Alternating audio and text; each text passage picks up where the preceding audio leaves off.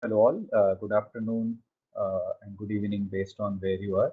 Welcome to this webinar on zero emission trucks.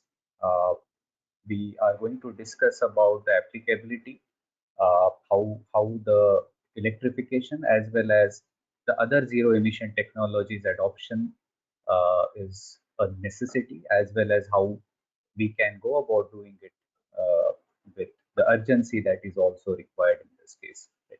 So we at Team Manifold are running a series of webinars on zero emission vehicles and focusing on this very important sector of trucks and how we can contribute to these studies. Yeah, we have done multiple studies in this sector, starting with the first study we did with CalSTART, an NGO based out of California.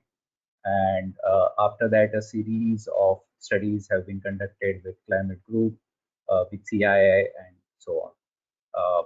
We would do a bit of context setting before we get into the expert discussions as well. But with that, let me also introduce you the expert panel.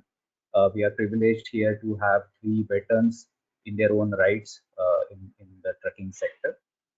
We have Karthik Atmanathan. He is he has had a long career in trucking from the manufacturing side, and he is now a fellow at Principal Scientific Advisor's Office, and he is the ZET expert working with the office. And he is also a professor of practice at IIT Madras. We would like to hear from him the perspective of particularly of the government, but also having worked in the manufacturing sector as well, the truck manufacturing sector. Uh, his views will have that balance, and we would like to hear from him. Then we also have Sundareshanji from Ashok Leyland. He is the head of new technologies, again, industry veteran. He leads what is required to have zero emission trucks, the new technologies. And there is no silver bullet as we always see in real life. And he would enlighten us on what technologies are being looked upon uh, by the broader industry as well as specific to Ashok Leyland, which will help us achieve the zero emission adoption that we are seeking. And then last but not the least, we have Anand Mimaniji, who is representing Greenline Mobility. He's the Chief Executive Officer at Greenline Mobility, a company which is doing both supplying CNG and LNG, a very key element in the supply chain of CNG and LNG to the off-grid consumption points, as well as all of their logistic fleets, even the general logistic fleets, is completely running on CNG and LNG. So welcome to all three of you. It is really great to have you today, and we will take the discussion forward. I will request Abhansha to run through the background first, and then we will hear from each of the experts today. So once again, welcome all to this webinar, and over to you, Abhansha. Thank you.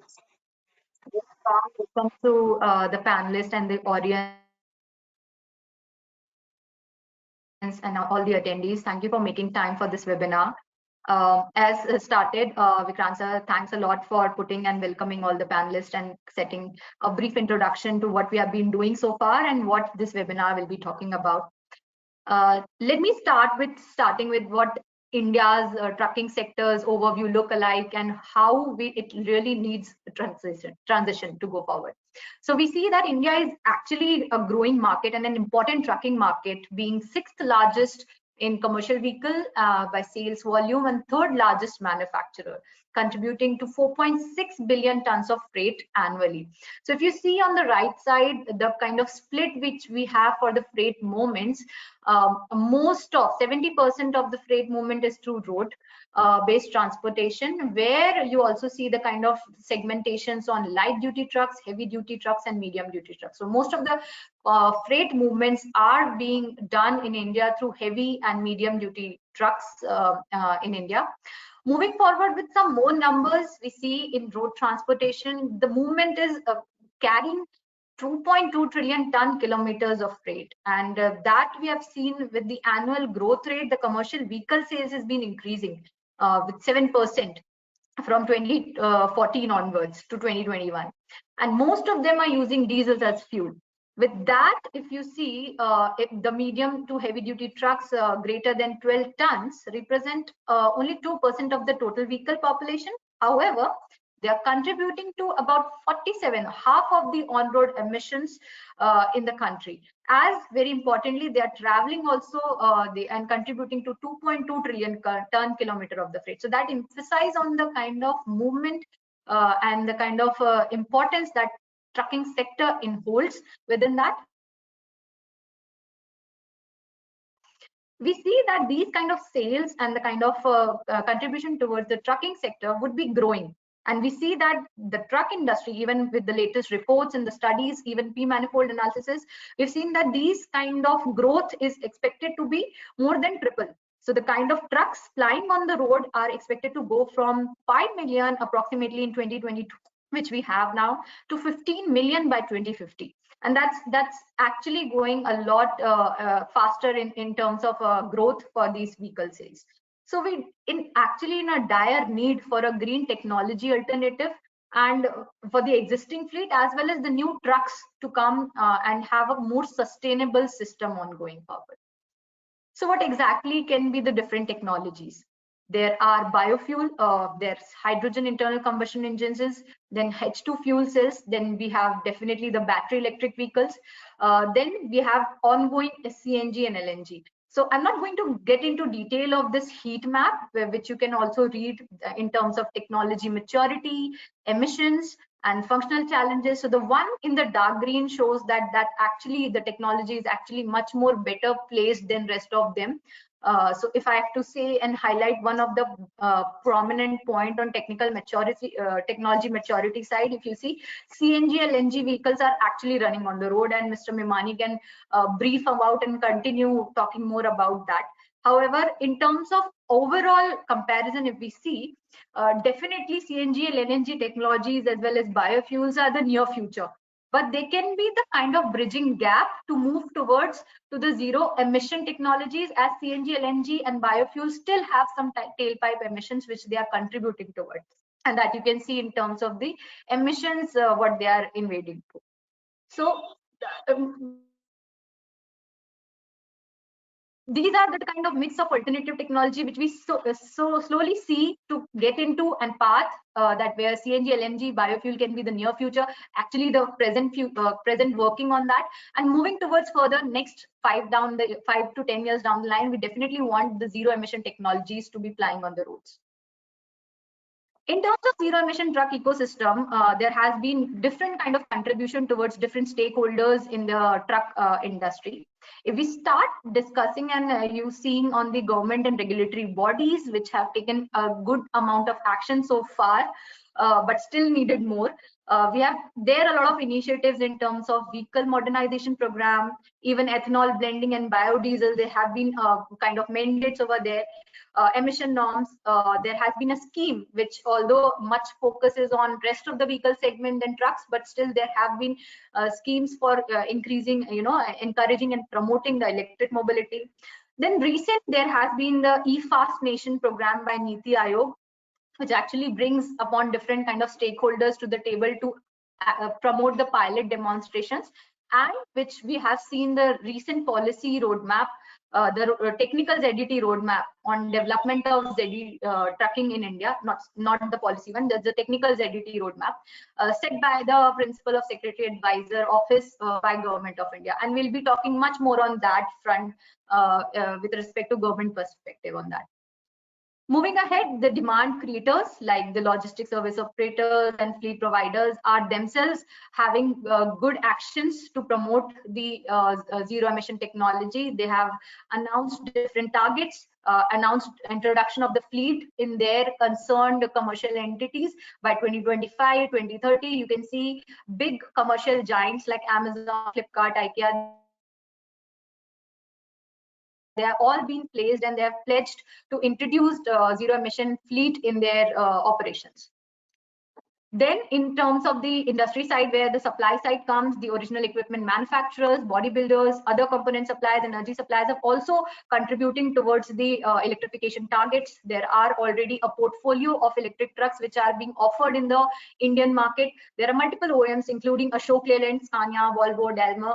They are introducing different kind of, they have announced the launching of the ZET trucks and also ensuring a different mix of the portfolios together with hydrogen cell vehicles as well.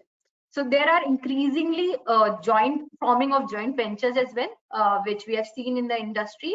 And there are new age companies, example EV Age, Electron, which are coming coming into the segment to fit for purpose platforms and even the retrofitting options in the industry. So if we just to conclude why e-trucks, there has been significant benefits and advantages for this, which we are seeing building so far, contributing to reduction in the direct carbon emissions. Also, it could support in the indigenously produced batteries, that program which India is making on National Energy Storage Mission and Make in India. Moving forward, it will be seen its recent report from Niti Aayog, where it has been established that in terms of assessment of a competitive TCO, it will be nearly in the parity for TCO per kilometers basis in the next few years, with ranges covering 320 kilometers per day. E-trucks are already capable of eliminating that dependence on the costly diesel fuel, and there has been, as I mentioned in the last slide, that there has been a growing momentum in the industry so far. Now, if we see the different kind of commercial feasibility, and I'll not spend much time on this, but with our analysis and our assessment, we have seen that different kind of truck segment, if you see on the left part of the slide, in terms of electrification, phase 1, electric buses can be the soon kind of a low hanging fruit, which have been already there in electrification. Then moving towards the higher medium to heavy duty trucks, charging en route charging with every 100 kilometers could be the new technical front where they can be electrified. Phase 3 could be en route charging every 100 kilometers with range extension, H2 fuels and electric power takeoff also. So for different kind of use cases, which we have seen in the industry and assessing them, we see that there can be 3 kind of phases, and these 3 different kind of phases can be seen actually being feasible for electrification of this. As you see, for the commercial part and the financing feasibility as well, different kind of segments. And if you see for this has been analyzed, in terms of the trends, which we have analyzed for 2024, you see most of the use cases are in parity with right now currently ICE trucks, with one of them seeing petroleum tankers and other kind of different use cases segments can still be seen that could be easily coming in parity with the ICE truck vehicles. So although acknowledging the very fact that this cannot be the only one, there has to be a clear advantage in e-truck TCO, which would be required to get the momentum and the kind of mass shifting from ICE vehicles to the electric trucks. So there has to be a clear advantage which would be necessary, and policy interventions would be required. So what we see as a comprehending of this, that there are multiple barriers which we need to really overcome from truck electrifications, and we'll be speaking much more on these front in terms of operational, range anxiety and overloading geographies, low density, moving financial, which is the high upfront cost, which we have seen, the infrastructure availability and the reliability of the charging infrastructure. Supply side, where recently and upfront and present there are limited choices for electric trucks, and moving towards a kind of comprehensive ecosystem which is yet to evolve and take roots for e-trucks. So what in our analysis and what we have kind of planned and gone through is the three kind of ways and three-phased approach where this can be, unfold, and how the electrification strategy can work out. We see in terms of a low range, how the stage one, what kind of use cases, and between what kind of kilometer ranges these initial transition to electrification can be done through tankers and minerals use cases. Moving ahead, could be the high range one, the charge applications for 2 to 5 years with parcel loads, cylinders, tankers, on-road tippers, LPG bulkers, perishables, and market loads. Then moving towards further very high range and charge applications where range extender technologies can also come into the picture with cement bulkers, on and off-road tippers, steel, metals, finished goods, market loads, and exactly the hilly region applications that could be taken care of. So basis to the segment electrification strategy, there could be three phases where different use cases can come up along from short term to medium term to long term analysis. So that's just a visual representation of that beachhead strategy, which we worked around and analysis. I think we'll have much more discussion around this from the panelists. Moving forward, we see that there will be mix of kind of strategy and a roadmap required, which we see a supply side plan. There needs to be government standards, pilot deployments. There has to be fiscal incentives, and definitely in these terms could be a broader roadmap for even the low part, the smaller segments of the trucks, and the medium to heavy duty truck segments. What we have seen is that the recent technology roadmap, which has just been, in 2023, been launched by the government, actually also covers most of our conclusions and what we have been recommending so far. And that has actually given a kind of validations to the kind of findings and outcomes which we are doing, and actually seen the field work, standards, regulations, technology assessment and development, pilot preparation and running under different heads, which we have mentioned, to see how these roadmap can be further unfolded and who all stakeholders can contribute to that. So the roadmap not essentially talks about the kind of policies what will be required, but definitely talks about the action plans, the kind of things which different stakeholders needs to be doing in terms of that, and even in kind of broad investment sizing for each of these action to take place. So that covers basically the technology roadmap. We'll hear more from Karthik sir on this. And moving forward, I think let me take a pause here and give it back to Vikrant sir to have the final and start with the panelist discussion so far. Thank you so much, everyone. Thank you, Avansha, for that very quick background and context setting. Taking cue from her last slide, we have had this recent development in terms of the draft roadmap for electrification, or not just electrification, but going towards zero emission trucking in India. The Principal Scientific Advisor's Office has provided this roadmap draft, and that is a very interesting and a very heartening development. Even the way it has been put forward, entire framework has been put in. So we would like to hear from Karthik on the specificities of this. What are the other initiatives that the government is looking at? There is talk about identification of certain corridors which can be prioritized, which can be looked upon even to run the first pilots, not just 1 to 5, 10 trucks, but a sizable number which will give confidence to the industry as well as the truck operators that this thing works. And also looking into the future towards the other technologies, including hydrogen in different forms and different ways of usage. So what we will do is we'll go through the panelists. I just remind everyone, you may have questions at any point in time. We would have the question answer session at the end, but please feel free to put the questions in the chat box. We will collate those and we will get them to the expert speakers after the third discussion point. So with that, I hand it over to Karthikji to address some of the points that I just mentioned. Over to you, sir. Yeah. So how much time is the first talk supposed to take, Vikrant? Around 10 to 15 minutes each. That's Yeah. Okay. that's a bit. But I think we are actually ahead of time. So okay. Yeah. God bless Avincha, I guess. Yeah. Yeah. Okay. So just to give you an idea of how the government has been treating this as a very important topic. One is, of course, what Avancha had already mentioned, creation of the eFast platform in Niti Aayog.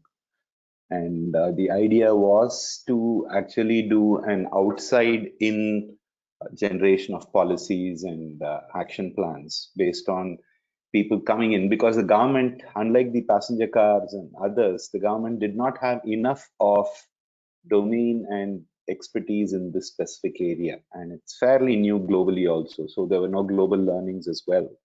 So they felt that it's better to have most of the stakeholders be present, and we start talking about it, and we evolve a policy journey as well as other actions.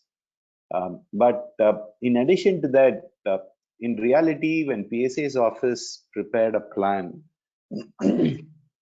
ZET was a very small part of the whole thing. We had actually given a proposal to do a R&D roadmap for e-mobility. And ZET was one small section of that whole thing, right? And the interest from government and ZET was so high that they said, yeah, you guys do the R&D roadmap. We'll give you about 12 months, 15 months to prepare that. But we need the ZET roadmap, just the technical action roadmap within 3 months. So that should give us an idea about the sense of urgency which is there for ZET. Now, why would the government actually look at ZET seriously? There are, from what I have seen, I'm not saying that I'm the policy maker or the strategist for the government, but I have seen 5 preferences or advantages which the average government official and the political leadership is seeing.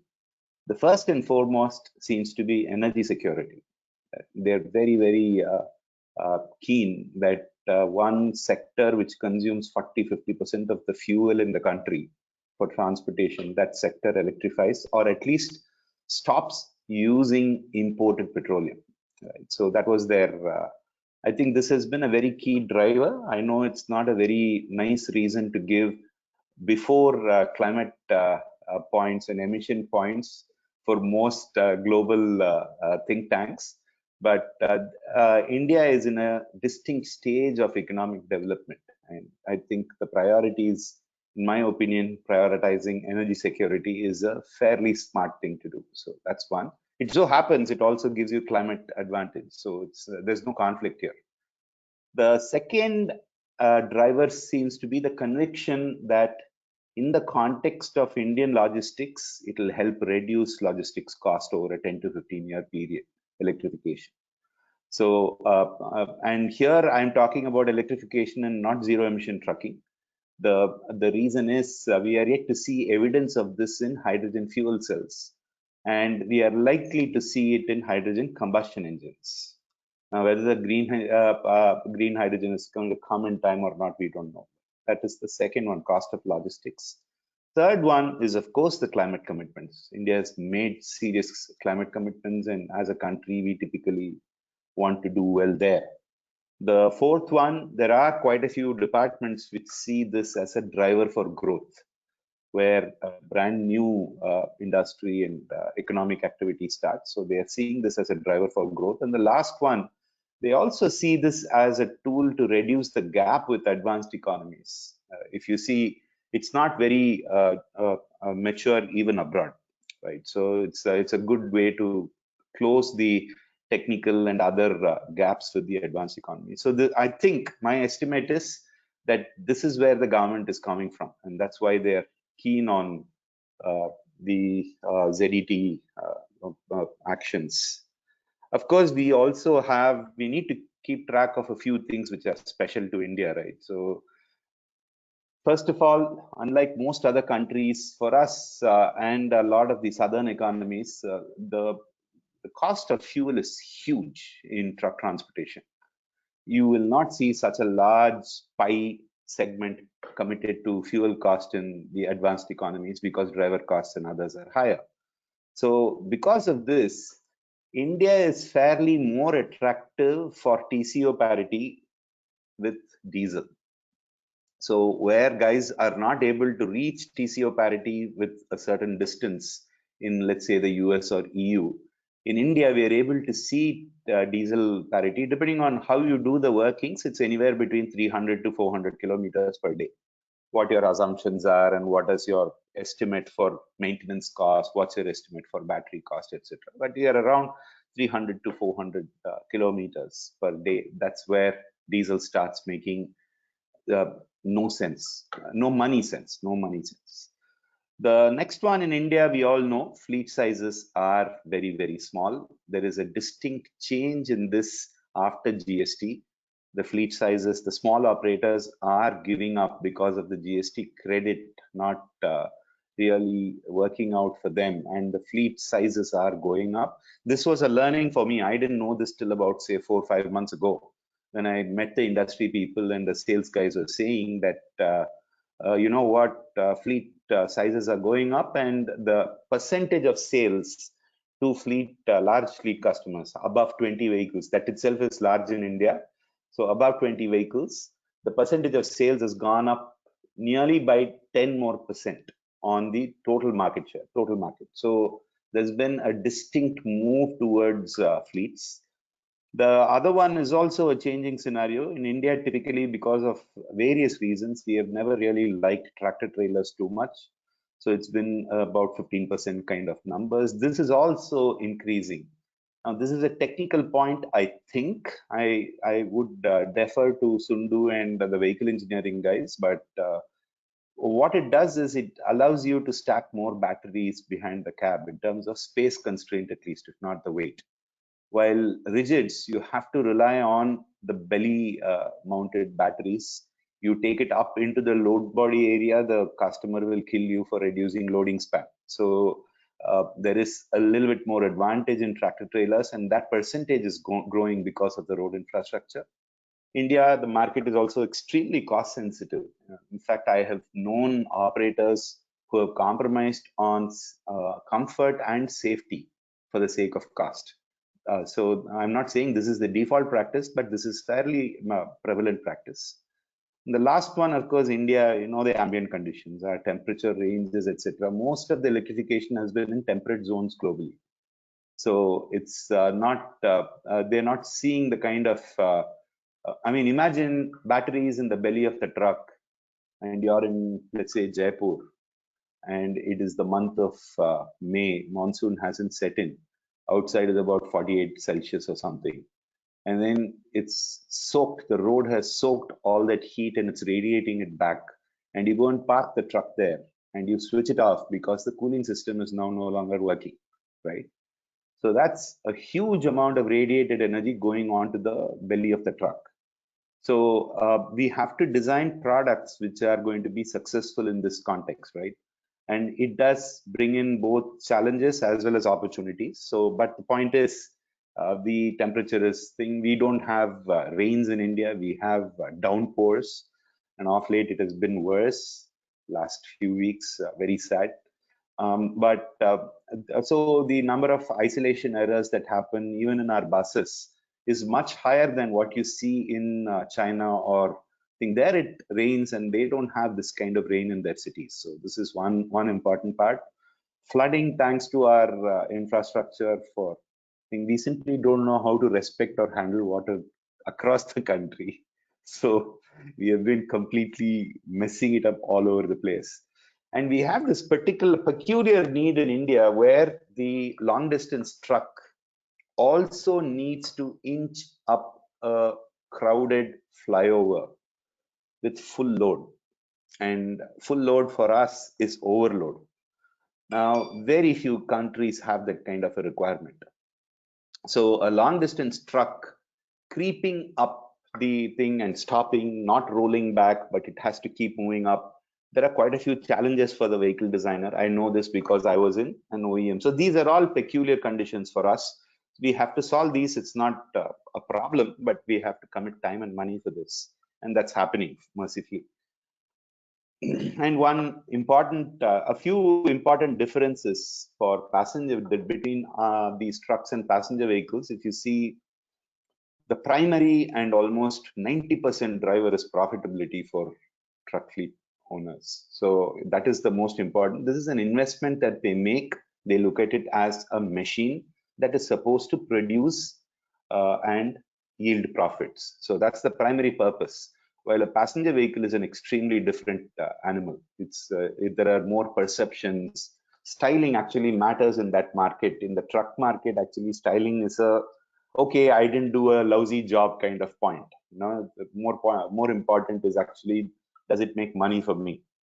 So, so passenger vehicle, there are other differences as well. I won't dwell into those. One nice thing for the government in India as compared to the governments in the US or EU, it's the oil companies who do a lot of resisting for ZET, right? And in India, these are all public sector companies. So they actually have an agenda to move to green, and they are compelled by the ministries to give progress reports. So, and even the private sector guys like Reliance, actually, they've taken a hell of a lead on these things. So it's a huge difference, mind you.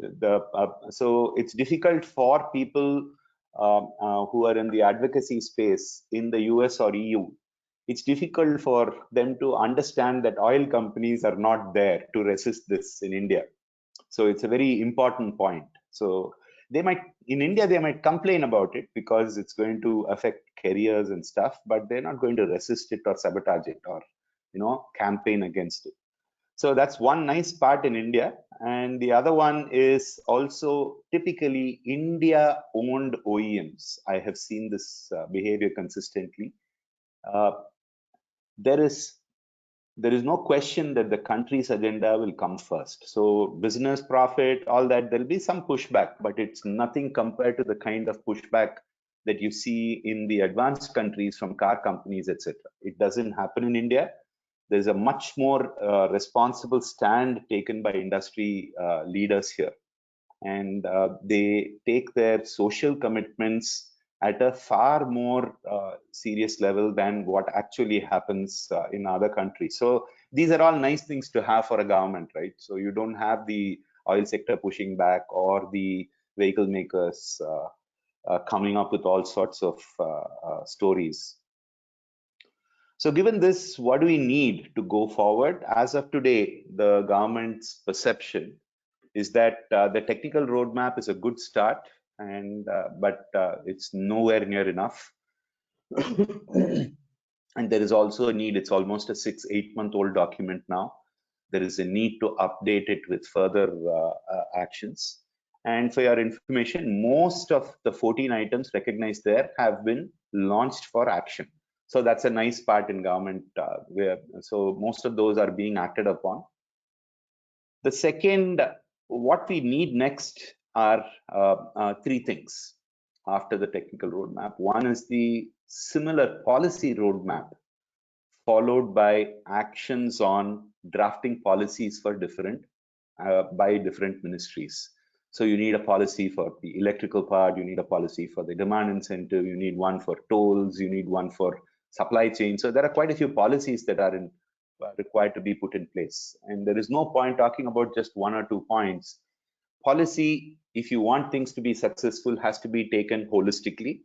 And then you launch actions on each of those streams. So that's how the government is approaching it right now. PSA's office is encouraging and helping other departments to develop an integrated approach. Once again, there is a strong possibility that a policy roadmap will also be prepared along these lines. And then, unlike technical roadmap, policy roadmap is the prerogative of the individual ministries. So the actual drafting of policy will go to the ministries after the roadmap is prepared. So the policy making is not the PSA's job or the policies will be done by people in Niti Aayog and the respective ministries. The second follow-up action after policy is there is a need to figure out how exactly the 5 financial products are going to be put in place. One is for the large pilot that you talked about, or 800 vehicles. That's going to be all of about 1,200 crores. That's all. So it's not a big amount. So pilot, how would we finance that? And the second, when the market catches on and people start wanting to do it because the money is there, how is the financing going to be for that stage? The solution, financial products for the pilot phase will be very different from the financial products for the finished phase, ramp-up phase. So finance, after policy, financing, and of course, I think most important in the Indian context, an extremely well-designed and successful pilot. Now, I'm qualifying it because the pilot will not succeed if you don't design it carefully. And here, failure cannot be an option. The operators are extremely fussy people. They are not people who will take any chances, because apart from their earnings being affected, their companies, customers will get affected. It might be just 10% of the product cost, logistics, but it's a huge impact on that company's profitability and cash flow if the logistics fails. So there will be a lot of conservatism in taking up ZET, and so we need successful pilots across the country. Because if you run a pilot which is very successful in Tamil Nadu, believe me, a guy in Uttar Pradesh is not even going to take it as an indication. So you need pilots in various corridors and various areas. The OEMs know what these are because that's how they launch their products. So these are the 3: policy, financing, and pilots. These are the 3 biggies that need to go after the tech roadmap. And financial products, just to conclude what I have to say, we are looking at 5 financial products and seeing how best to design these. So first is, of course, viability gap financing. So that needs to be there for the initial stages, and there has to be a way in which the cost is subverted. The next one, you'll need debt products which are designed for this kind of a cost burden, right? So there is a need for a debt product which is designed for this. Next one, what has already been done for the other vehicles by Niti Aayog in partnership with World Bank, and it's now being retailed through SIDBI, not State Bank, is the first class risk product, where the lenders are given a certain amount of window to be de-risked, so that they can go ahead and lend without bothering about the resale price, etc. The 4th financial product is insurance. There needs to be a very comprehensive approach to insurance in this thing. And finally, of course, the equity and the investors, the people who are actually going to put money as the promoter and who are going to start running the business, right? In this context, one consistent input from most of the financing agencies, whether they are debt or otherwise, they love it. They will love it if the assets, the battery being the biggest asset in the truck, they seem to have a preference where these batteries become interoperable. So unlike passenger vehicles, where the overall package differences are very, very high, in trucks and buses, the packaging is not too different from each other. Most of them have very similar packaging. So they want to get to a place where if the asset goes bad, they are still able to see the battery as a trackable and redeployable asset for the balance life. This removes a huge risk for them. So an interoperable battery is something which will go a long way, and this is something which has come out. Once again, government has given, this is in the technical roadmap, if you see, and government is trying to evolve a standard with consensus. That's going to be a nightmare, because each OEM will say you're now killing innovation, you're killing differentiation, etc. It's not a mandate, but if the standard is there and you follow it, I'm sure financing the truck, those guys will start financing it better. You don't have to make it compulsory, but you need to make it available, right? So I think these were some of the points which I wanted to start with. I'll hand it back over to you again, Vikram. Thanks a lot, Karthik. Covered everything nicely, systematically. The points are really really important, and the way it is unfolding, it gives that feeling of you mentioned about the pilot. There is no other option. We have to be successful, and success is ensured by going meticulously and systematically. So thanks a lot for that. In fact, taking again, building upon the couple of points that you mentioned towards the end in terms of uh, the risks. So one more item in the risk is the safety part. Also, the technology cost associated with de-risking. So we talk about the technology itself, but then productionizing that technology, ensuring the safety is there, minimizing or mitigating the risks associated with it is something that is very, very critical. Be it battery electric truck or battery technology, be it hydrogen, again hydrogen applied in different ways to generate that energy or power required to propel the vehicle. So I would now like to invite Sundaresan ji to comment on the OEM perspective, looking at some of these aspects in terms of uh, the technologies, the technology mix, what the industry is looking at, the viability of that technology, what timelines you are having visibility of, and then of course, as I mentioned, how we de-risk in terms of safety, so that the financing, the operations can happen with peace of mind, at least on the safety front. Over to you, Sundaresan ji. Sure. Thanks, Vikram. Again, apologies for not switching on my video. I'm having some technical difficulties, but I hope you can all hear me well. So yeah, continuing from Karthik. Uh, Indian OEMs are looking at multiple technologies for, again, a variety of reasons. So decarbonization is one goal, but apart from that, the other factors like our energy security or energy independence is another matter, then overall the forex implications, everything. But one result of all this is that OEMs are working on multiple technologies. It is not just electrification as such.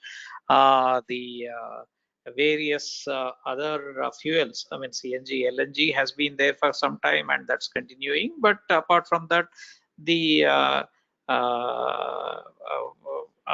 biofuels, whether ethanol, methanol, various mixes, M10, M20, all that is also requires certain amount of R&D and making sure number one, performance is not compromised. Next, the fuel economy is important, and then overall durability. So all these require certain development efforts. So all that is happening. One result of that is dilution in the focus, because there are so many candidate technologies and our bandwidth is only so much.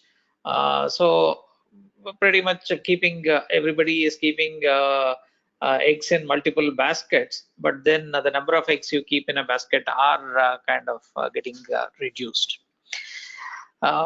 Among all this, again, as the presentation initially showed, there are certain sectors where electrification does appear to be the leading technology right now. So for those products, obviously electrification, there's a lot more focus on developing the electric trucks for those market segments. And there, today, at least, none of the OEMs have much control on the cost. We are still relying on imports for most of the major components. See, battery is the biggest component, and cells at least are still have to be imported. As of now, visibility for India-made cells is probably 2025, not anything earlier. But one issue with that India-based cells is the availability of choice. Now, when we are importing, we are able to select the cell that is most suited for the application, either in terms of life or either in terms of the charge and discharge rates, in terms of the energy densities. But once we come to India, at least in the initial years, that choice is going to be restricted.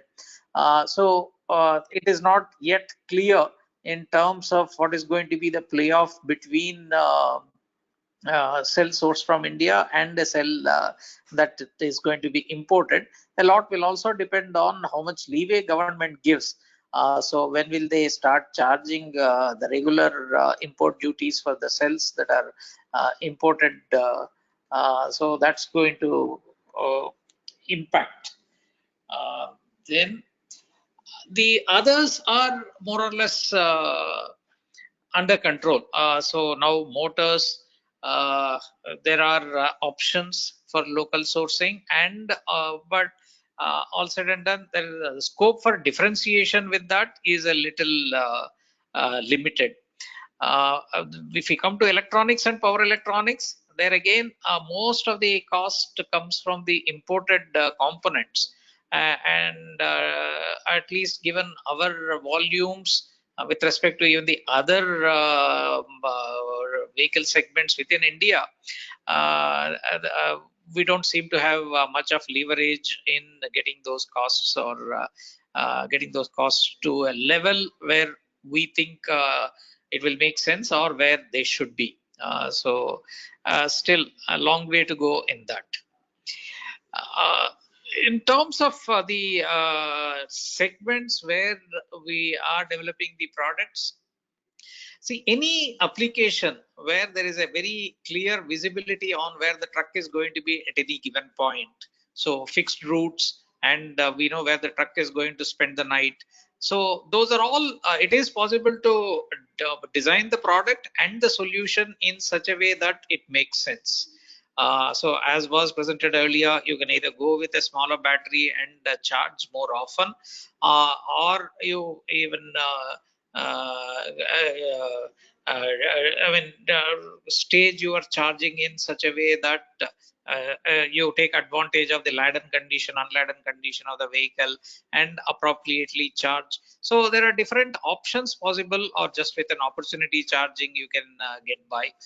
So like that, you can design a product, design the product with the appropriate battery capacity and put in your charging infrastructure in such a way that the need is met. So the key is knowing where the vehicle is going to be at any given point in its on a given day. So variety of applications. So we are working with as many variety of applications as possible. So we collect the real world data, and we can further fine tune as we move forward to the next phase. So in the current phase, it is more of just putting together a vehicle with pretty much off-the-shelf components and trying to understand where we can focus in order to bring down the overall cost of the solution. Now, we are working with these technologies. Apart from, let's say, hydrogen ICE is definitely a contender, but for that availability of hydrogen is a precondition. We are hoping that by the time the ICE, the internal combustion engine is mature, the hydrogen we will have better visibility on hydrogen availability and its cost. The another natural target is these biofuels. There again, multiple pilots are happening. We are aware of the challenges, but I think we do need to work on making sure that the solution is market ready. So both in terms of hydrogen internal combustion engine and in biofuels, there are challenges, not insurmountable challenges, but it is just that, as I said, because our bandwidth is kind of limited, it is taking time. But as long as we get there by the time the rest of the ecosystem develops, I think that should be okay. Those are definitely good transition technologies, and depending on the way in which the carbon emissions are accounted, some of those may even last longer, yeah, especially with the biofuels, because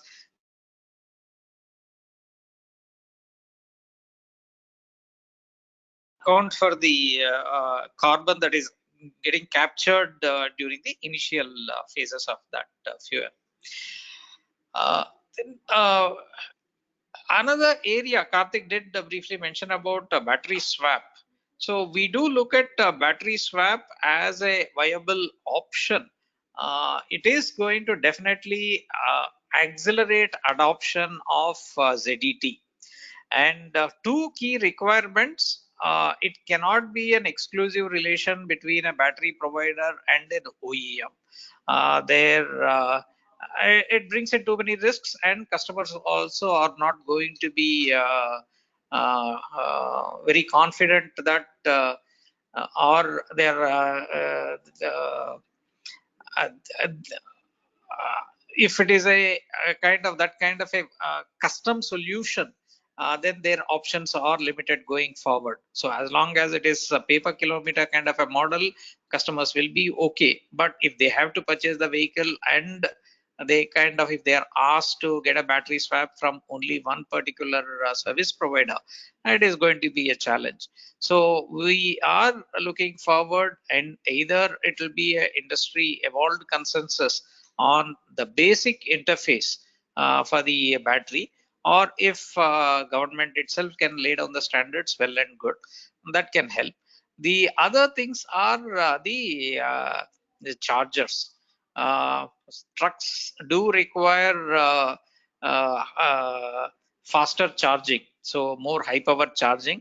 The implications on the grid, or at least the mid-mile distribution network, needs to be strengthened. Other option is look at certain routes. If certain corridors, we hear that the Delhi Agra, Delhi Jaipur, Delhi Chandigarh, so certain corridors are already being electrified by MHEV, and they are looking at high power chargers also in order to uh, cater to the truck market. So they're also with the so ready to kind of enter into partnerships with either the charging station provider and fleet operators, so that right from day one the chargers are utilized to a reasonable extent that makes money sense for everybody. And we can work with the end customers around those corridors to see which applications can be electrified, and we can slowly grow the overall ecosystem that way.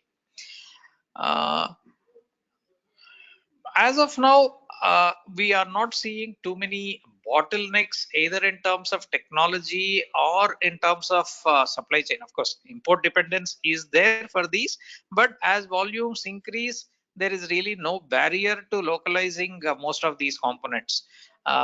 Most of the, I mean, at a subsystem level. So chips, etc., will still be imported. But cells, hopefully, in another couple of years, we will have locally produced cells. But overall, I think in terms of localization, we don't see much of challenges. But one area where there can be a challenge is with mass adoption, these kind of a service support that will be required. Uh, based on our bus experience, we do see that the maintenance requirements are less, but at the same time, we do need trained manpower to maintain. So if there are, I mean, based on past experience, if owners of the vehicles do go to unauthorized service mechanics, then we do see potential for problems. So one option or one solution is that OEMs provide extended warranties, or again AMCs at a very reasonable cost. So that is something we are looking at. How do we kind of ensure that the cost of maintenance is not an issue for the end customer to go to look at other options for maintaining that. But in any case, the need for trained service technicians is going to be there. Those who understand the differences between a diesel vehicle and an electric vehicle, and how so this again has implications for the safety you mentioned. See, most of the heavy vehicles, in terms of safety, there are enough protection systems. So in operation, I think we can be reasonably sure and confident that they are as safe, if not safer, than the fossil fuel vehicles. Because one of the things that we keep hearing about fire in the regular fossil fuel vehicle is because of the various wiring harness related stuff. Customers add a lot of custom stuff, devices, and they kind of cut the OEM provided wiring harness to take out power from wherever and whenever they can, and all that leads to short circuit or heating, and ultimately leads to that. In case of EVs, again, we are hoping those practices will not happen, and as long as such practices are not there, EVs are actually quite safe. Even in terms of collision and what happens during collision, there are enough safeguards. We are hoping that will remain. But a key will be how is the vehicle modified post the sale. So that becomes a key. So number one, we are trying to make sure that the vehicle is maintained for a long period by the OEM or OEM's authorized service people. So as a corollary to that, we do need quite a lot of trained service engineers. We are trying to work with the various people to enable that. See, we can't, I mean, we need to get the timing also right. We can't have people trained and then no vehicles. So it has to go step in step with the way we expect the volumes to grow. I think I covered pretty much most of what I had to say. I'll look forward to questions and elaborate on anything more that is required. Thanks. Sure, Sundarji. Thanks a lot for the elaborate answers, touching on all the points that we had raised, and also reiterating or validating a couple of points Karthik made in terms of, it's really good to hear the acceptability to concepts like standardization and interoperability, and it kind of validates what Karthik was saying, that the OEMs that we have in our country, we are fortunate enough to have that feeling of that sense of responsibility at a very high priority level. So that kind of validates that.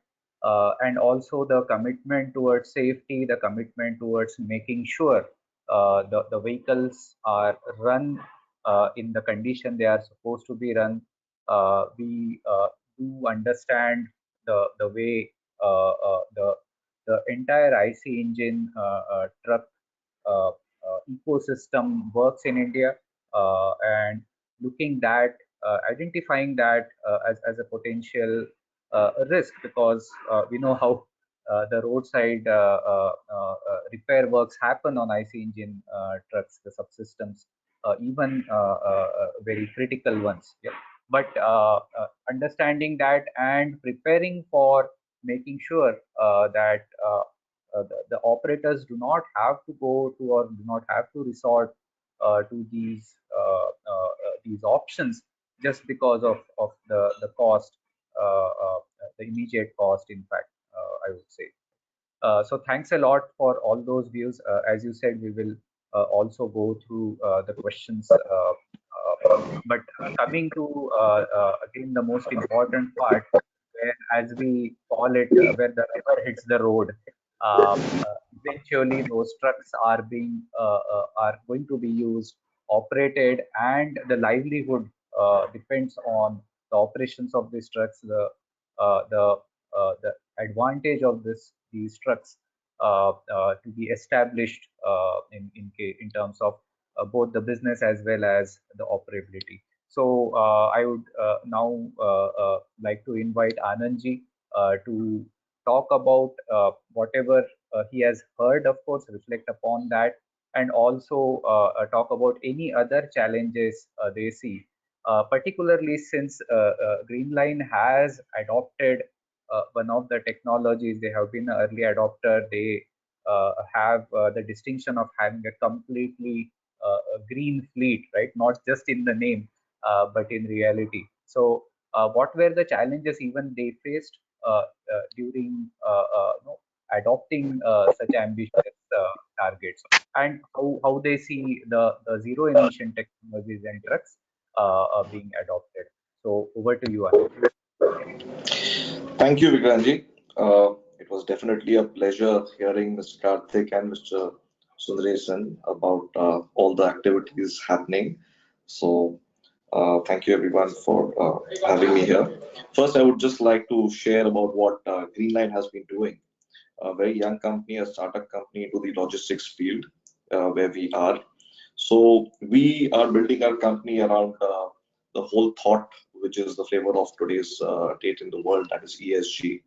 So from an environment point of view, we believe that decarbonizing road logistics is extremely important. And as we are growing at a rate of 7% as CAGR, and the kind of carbon dioxide pollution is happening, which is with the HSD vehicles, we believe the need of the hour is there, where all government, OEMs, oil companies, as well as all logistics people should gather around and work on it.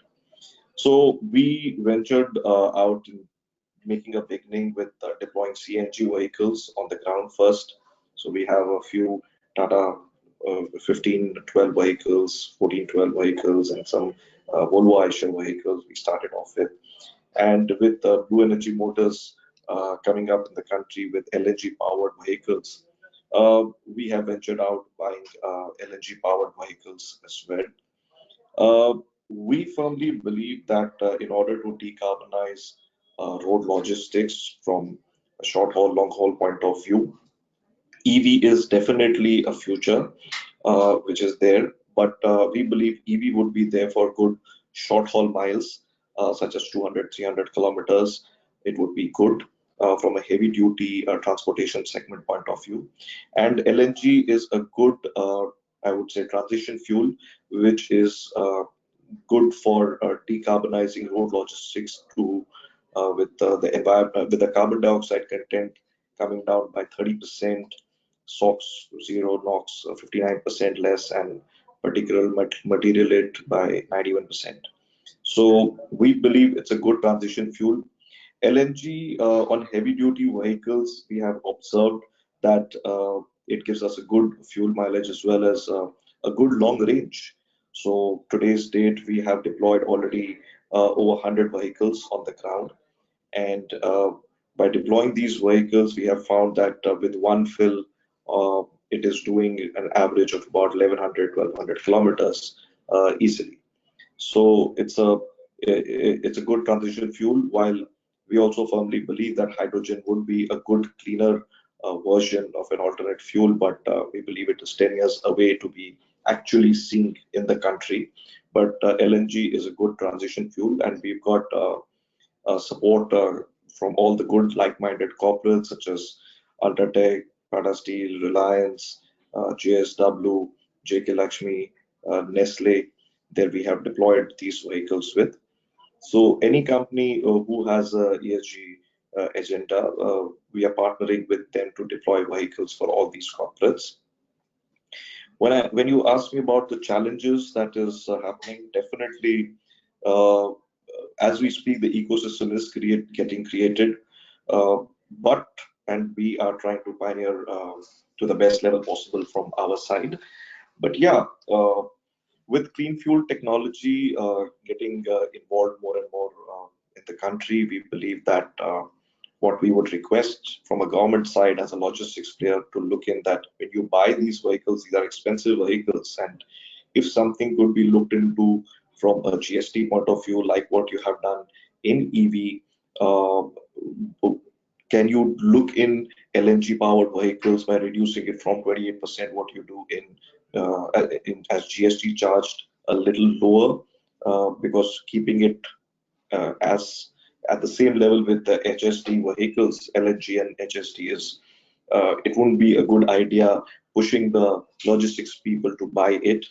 As you yourself, sir, Karthikeyan sir, has saying that any person who's buying more than 20 vehicles is a reasonable transporter to start off with. But here we also find when you are going for alternate fuels, the financial support is not there from any of the banks. They don't want to venture out at all. They are waiting and watching, and if that is a situation, how much can a logistics company deploy equity all alone? So something, if the banks can be advised that at least 10% of your portfolios should also be for a cleaner fuel technology, uh, it would be good. It would be helpful for the logistics community to buy these vehicles more and decarbonize road logistics. While I do understand that the policies are getting created, but we would also request if some timelines could be shared with us by yourself, that at what point, what kind of policies towards getting debts, loans for these vehicles could be driven so that it could community to invest in such vehicles. Talking about, sir, how to push more for the logistics people to buy it, we would request if something on the tolls could also be done. If you can work on some kind of a green channel on the highways, on the tolls, if nothing, a priority can be done so that a better turnaround can be done, because all these vehicles are far expensive in comparison to an HST vehicle. We are talking about EV, which would be at least 3 to 4 times of the cost of an HST vehicle. We are talking about hydrogen, which would be at least 8 to 10 times more expensive than these vehicles. So a proper funding, a proper push, if it is required to be deployed on the ground, should be looked in appropriately. Sir, we also would like to share that Green Line has not just deployed these vehicles from an environment point of view, but also from a long-term social sustainability point of view. LNG vehicles, we have found, is emitting about 30% less noise, which is better from a fatigue point of view for drivers. We have deployed the first level ADAS camera systems into our vehicles from their safety security point of view. On today's date, by deploying these first level ADAS, we have found that we are giving a better atmosphere for the drivers community in order to run these vehicles on the ground. But we also realize, sir, one thing, that as much as every corporate in the country has got a mission to go green, nobody wants to pay extra in order to go green. Now, everybody likes green, but nobody would want a red in their balance sheet by giving any extra logistics costs or incurring any other extra logistics expenses while getting these vehicles deployed. So this needs to be looked into from a long-term solution as well, that if these have to be deployed, are the corporates getting any benefit? So in case if some kind of the carbon credit policy can be done, it would be good. We at Greenline have already initiated that if anybody is using these vehicles, we have put up a carbon clock in our own command center. with this carbon clock, we are also issuing a certificate with an allied partner, third-party company, and they're issuing how much of carbon dioxide you have saved, how much of trees you have saved, which can help your Scope 3 emission, and you can write it in your balance sheets as what has been, as what better you have done from an environment. So we have also pushed that from an ESG. We put up a good governance system of our vehicle fleet by putting a good monitoring command center in our office over here. So, I mean, these are the things what we as a company have done it, and what we expect uh, from the government, that not just EV, you should also look at LNG from long haul's point of view. If the oil companies can also be pushed uh, to commission these stations very soon, I'm sure it could be better for the country as well, is what we believe in. And again, some little things on account of RTO, some little things on account of insurance premiums for these vehicles, if it can be looked in, it would all help in boosting up the buying of these vehicles and adopting and deploying of these vehicles, without a doubt. So I think if the government, you are very keen, but actually deploying it on the ground, a strong push would be required. We are very happy and uh, always participate, and we are seeing that you have a clear vision of doing it, and we are participating wholeheartedly as a logistics company with the mission and vision of the government, and would request you to keep looking at it at a little more speedy manner, so that all what you wanted to happen, uh, instead of waiting for a longer time, as logistics community, we can try to deploy it at a faster pace and make our country a better world in terms of environment friendly point of view on road logistics. So these are my two bits, sir, and uh, uh, anything that you would like to ask me, I'll be happy to respond as a question. Thank you. Great, great. Thanks a lot, Anandji. I think you touched upon again all the points that are key, and really coming out with there are challenges, there are barriers to be surmounted. Unless and until the acceptance is there, you cannot. That's the first step, right? Understanding those barriers, accepting them, and then working towards mitigating them. Some of the things that you mentioned, I think Karthik had also talked about. Some might be inputs to him as well, very timely, I would say, because as Karthik also said, there are the wheels are in motion. These are the platforms, forums where these inputs will go through to the right people. In fact, I am looking at the questions. We will have the questions which have been posted already.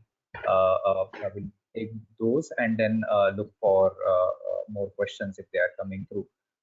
And just continuing the discussion from the last point, I think both Anandji and there are a couple of questions on this topic for you, Karthik.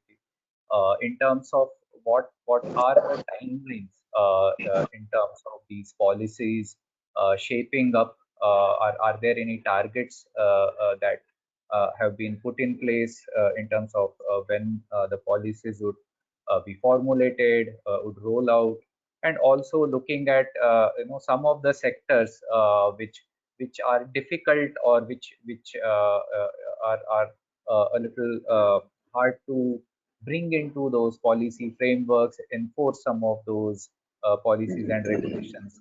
Are there any such sectors like mining, for example? One of the questions asked this.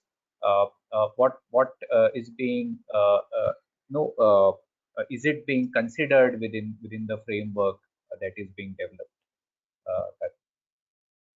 Yeah, I guess asking for a timeline on policy to any government is unfair. So not just India, but anywhere. It's very difficult. But usually, deadlines for policies are, from what I have seen, once again, I'm one of those weird guys who's between government and academia and industry, right? So it's not entirely inside the government. But I have seen that only projects which are declared as a mission have such targets. So as of today, ZET is not yet a mission, and we are pushing for that. And once that comes, all policies will be drafted within a time frame by the respective ministries. So we'll have to wait till then. So is there a timeline? Not that I have seen is the correct response from my side. And I think mining sector, etc., I would put those on hold. When you have a problem with, let's say, 50% of the market which is emitting or consuming imported fuel, if you have something which addresses 80-85% of that, whatever energy and resources you have to throw it at that and save there, and go to the other sectors later, right? So as of today, even in this, there is really nothing that we have conceived, neither in the tech roadmap nor in the other discussions for the mining sector and other sectors. A lot of it in the Indian context, once again, one more peculiar thing is we have 30% or so of tipper sales. This doesn't happen globally. Happens in India because of all the construction and development work that's going on and the mining work that goes on. So it's a little difficult to prioritize things which don't consume much petroleum or don't emit that much. So you go after the big ticket guys first. Classic corporate strategy, right? 80-20. So you put in effort first where you get maximum things. So I don't think the government thinks differently on utilization of resources. But if there is a crisis on account of this in some place on account of mining, I guess we have to do something. But if it is in an overall sense, I don't think there are any plans as of now. I hope that kind of answers. Sure. And yeah, there are studies, in fact, going on where these important sectors, not only in terms of numbers, but also in terms of kilometers, the tonnage, and eventually the emissions, which are mapped, and those are applied in the true sense to deal with the problem. Divide and rule policy, which Avansha also mentioned in her presentation, where you identify in terms of different perspectives, this particular use case or this particular sector can have certain favorability for electrification, can have a highest impact in terms of displacing emissions, as well as the diesel usage itself. And there are other sectors where some of the other technologies are working parallel, like Anandji mentioned, CNG, LNG.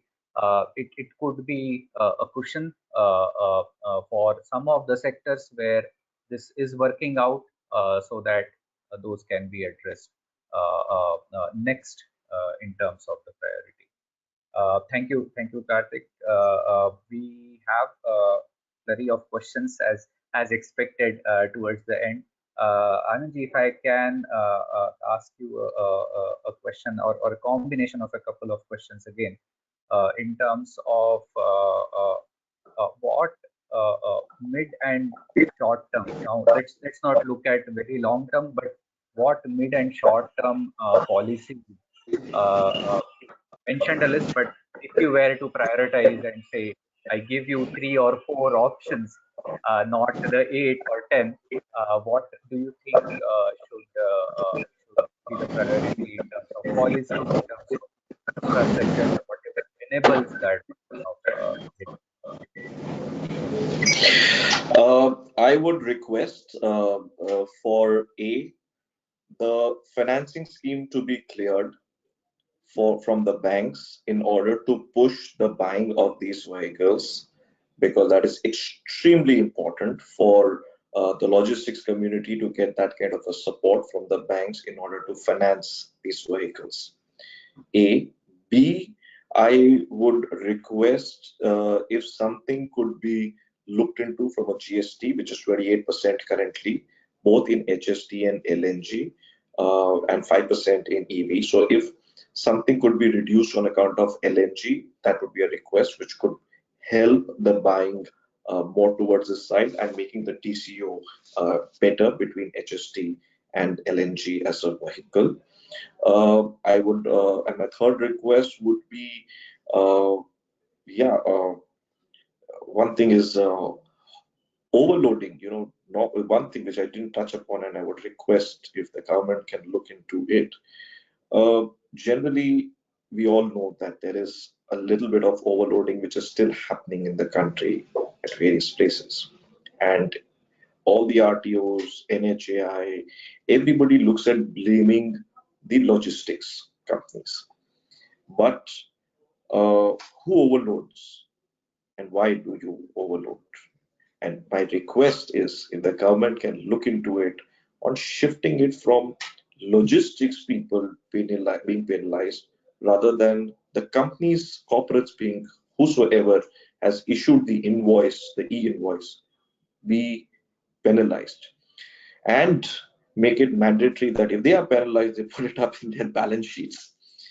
Trust me, sir, this would make a big change and help the logistics community do better, the roads do better, because uh, creating such good national highways on the ground, if overloading is being done, it is reducing the number of vehicles which is required in the country. It is spoiling our roads. It is giving more emissions because if you load more, you know better that the vehicles will give a poor performance and more carbon dioxide as the pressure would be more. So how it's a way that you can look into it if you deem fit onto if you think there's a merit on that subject. My only last request would be that we have to if this is considered as a mission and a vision by the government, you really have to push this uh, that all corporates should have at least 10% in the next 5 years on the logistics with alternate fuel, whether it is LNG, CNG, EV, and that would help it better from their uh, push also in asking the logistics companies, demanding the automobile companies and everyone to move the ladder to look at alternate fuels in order to decarbonize road logistics. So these are my small requests and two bits on it. Thanks, Thank you. Anandji. It's as I said, a very good forum in which these concerns can be voiced and they get to the right people. So thanks a lot for that. We are into the final 3 to 4 minutes. One question for Sundhuji is we talked about interoperability and the industry being open to that. Vikrant, sorry to interrupt. Sundu has dropped off. He was on his mobile phone and the stupid thing ran out of charge. So he sent an email saying as much. Oh, okay. Sure.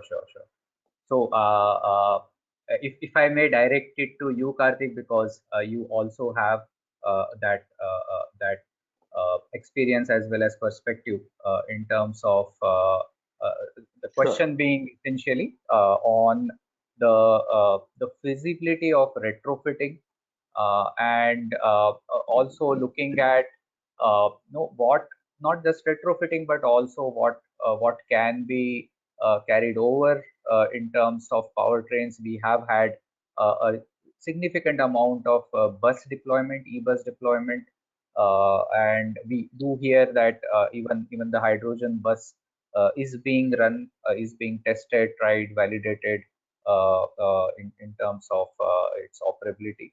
What opportunities are there to carrying over some of these powertrains? Of course, integration will have to be done, but in terms of carrying over these powertrains, also leveraging some of the economies of scale, if at all, they can be. So these two questions I'm kind of combining, but would like your views on this. Retrofitment is enabled by policy, but not supported by policy. So as of today, if you see, there are regulations which you can satisfy and therefore be fined for retrofitment. The support from the regional transport officers, I hear, has been pathetic. So they've not really been able to re-register or whatever, or re-specify the powertrain. So that's been a problem. And there is no subsidy available for retrofit vehicles from central government schemes. But I think states like Tamil Nadu offer support for retrofit vehicles, certain segments. From my analysis, along with a few OEM guys, I've seen credible possibilities only in two segments, and long distance trucking is not one of them. With the first one where I saw a fair amount of potential was the passenger three-wheeler. Everyone makes money in that retrofitment of those vehicles. So that's good to go with. Even without subsidy, there's money to be made. Similarly for school buses, not the public transport buses or long distance buses, but school buses. Now, why is it so peculiar? These are two markets or segments which do not rely much on resale price. So your upfront costs as well as your getting rid costs are very, very different in this equation. That's why these two markets, it makes sense. In trucks, generally the truck operators lean very, very heavily on the OEMs, especially in the initial parts, right? So the OEMs have a much larger responsibility than just making a vehicle available that is of good quality. Typically, a lot of other problems also OEMs solve for their customers in a kind of steady relationship. That's how it happens. And well, retrofitment is not in the interests of OEMs, is it? So you've got to understand that angle. And second, remember the truck market relies heavily on resale price. That's where his cash actually comes at the end of it. Otherwise, they don't make too much money running the trucks. So it's important for people to understand that it's not about OEMs wanting, this fellow wanting, that fellow wanting. It's fundamentally about what is feasible operationally and financially. And in trucks, I do not see this because typically the truck gets sold. And at that time, there's a certain amount of money that is expected. Similarly, trucks are so sensitive on running time, uptime, reliability, that the warranty that can be extended. It's nice to see people like Kalyani get into it. They are big players. They can back it up with running warranties, etc. But some Johnny doing some 5 vehicles somewhere inside some campus, etc., is not evidence of retrofitment being successful. It has to be big players who take it seriously and actually have a turnkey solution where they back it up with warranty and they have the financial and physical presence to back up that warranty, deliver that warranty, right? So retrofitment, I think, is going to be a little tough in the context of ZDT. If it happens, I'm not complaining. I'm happy, mind you, it's a more competitive solution. It's just that I don't see it happening. Right. Understand. Yeah, thanks for that. And the second part was in terms of how some of the e-bus powertrains and technologies can be leveraged, or there is a distinct difference between how the integration, the packaging happens, which will see, e-buses are see, of course, the learnings in a control system and your basic architecture, etc., you can carry it over, right? But can you carry over aggregates? Let's look at it. Some of the buses are 19-ton GVW. So up to 19-ton GVW, theoretically, you can take it into trucks. But the duty cycles are different in a few of the segments or applications. That powertrain may not work. So you might have to change the aggregates there. So it's partially correct that you can carry over heavy duty bus components and architecture into trucks. But my assessment, if you sold 100 trucks every year, hardly 20 of them or 15 of them would be able to use a bus aggregate existing, because the buses don't go beyond 19 tons TVW. You're done. And trucks go up to 55 tons. So there's like only so much potential that's possible, that's there. So I think it's good to leverage it, because there is volumes which you can leverage for cost, but there is only so much that is possible. That's so to that extent, say 15 out of 100 trucks, you should be able to leverage for from the bus architecture. Sure, great. Yeah. And there is also a trend of going towards actually heavier trucks now, as the demands, of the logistics consolidate. They have a steady demand or a assured demand. They would prefer to go to bigger trucks as well, right? So uh, probably that even that post 19 ton or above 19 ton is what ends up growing as well, as we saw even. And to Anand's point, actually, very few shippers have shown commitment to green initiatives. The willingness and the desire, I don't think that is evidence of demand, right? There are exceptions. If you look at Hindustan Unilever, Nestle, Bear Seeds, these guys are all willing to put money on the table and participate in the risk for the migration. So they are willing to take a marginal hit on per kilometer cost. They are willing to take an exposure on the capex. Now, the others are basically coming to meetings and articulating an intent. Finally, when you do the numbers, I think the Volvo Eicher team, they highlighted it very clearly in the EFAS meeting. So finally, when it comes, oh, it is more expensive, I can't do it. My margins are thin, etc. This math you could have done before coming to the meeting. It's not rocket science, right? So there are some people who are willing to put money on the table and participate in the whole. Otherwise, they expect the OEM or the truck operator to take the burden. Truck operation is difficult, and OEM is not in the business of greening the country. That's the government's job, not the OEM's job. OEM can probably do it for 10 vehicles or 20 vehicles. They can't do it for 20,000 vehicles. So I think approach needs to be a little different, or rather interpretation of statements have to be different. Let's put it that way. Maybe they do not have, your Amazons and Flipkarts don't have the margin to increase costs. Point conceded. Don't interpret that as demand constraint. Interpret it as intent. So I think that's what is required right now. So I'm sorry, it's a little off your question, but I thought I'd reinforce what Anand did. No, sure. Thanks for that. And I see most of our viewers have been sticking to us despite going overtime. But thanks a lot. We have a few questions. We will pass it offline and get them answered over the follow-up posts. Thanks a lot, both Anandji, Nareshanji, and thank you as well. And thanks for all the viewers also overtime and participating in this discussion. So thanks a lot, and let's hope for and work towards faster. Thank you. Thank you. Bye bye.